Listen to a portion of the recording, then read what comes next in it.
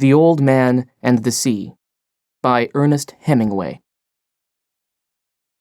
The boy carried the hot can of coffee up to the old man's shack and sat by him until he woke.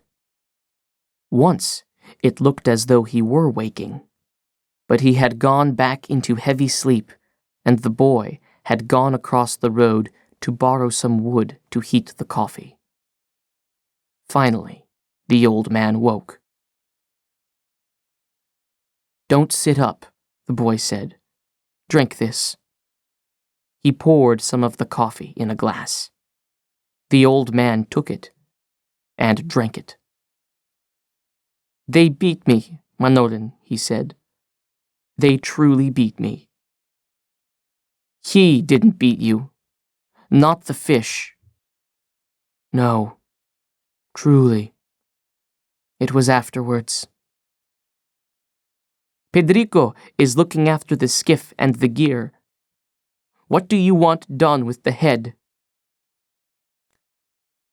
"Let Pedrico chop it up to use in fish traps." "And the spear?" "You can keep it if you want it." "I want it," the boy said. "Now we must make our plans about the other things." "Did they search for me?" "Of course, with Coast Guard and with planes." "The ocean is very big, and a skiff is small and hard to see," the old man said. He noticed how pleasant it was to have someone to talk to instead of speaking only to himself and to the sea. "I missed you," he said. "What did you catch?" "One the first day, one the second, and two the third." "Very good." "Now we fish together again." "No. I am not lucky. I am not lucky anymore." "The hell with luck," the boy said. "I'll bring the luck with me." "What will your family say?" "I do not care. I caught 2 yesterday, but we will fish together now, for I still have much to learn." "We must get a good killing lance and always have it on board. You can make the blade from a spring leaf from an old ford. We can grind it in guanabacoa. It should be sharp and not tempered so it will break." "My knife broke." "I'll get another knife and have the spring ground. How many days of heavy brisa have we?" "Maybe 3. Maybe more." "I will have everything in order," the boy said. "You get your hands well, old man." "I know how to care for them. In the night, I spat something strange and felt something in my chest was broken."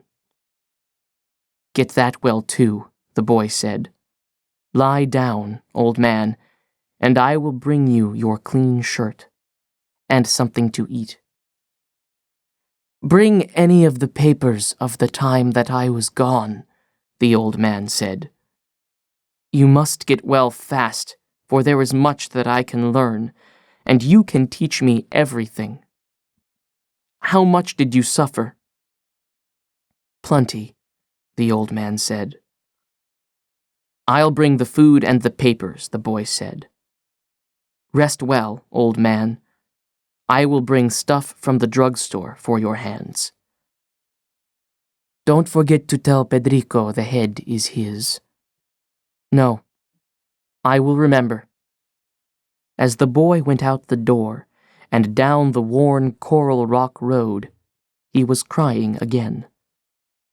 That afternoon there was a party of tourists at the terrace, and looking down in the water, among the empty beer cans and dead barracudas, a woman saw a great long white spine with a huge tail at the end that lifted and swung with the tide while the east wind blew a heavy, steady sea outside the entrance to the harbor. "What's that?" she asked the waiter, and pointed to the long backbone of the great fish that was now just garbage, waiting to go out with the tide. "Tiburon," the waiter said.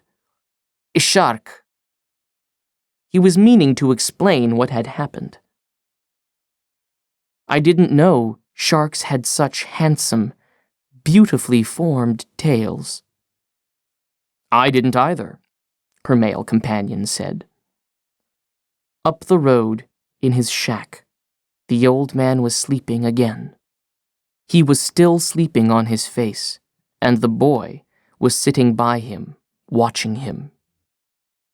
The old man was dreaming about the lions.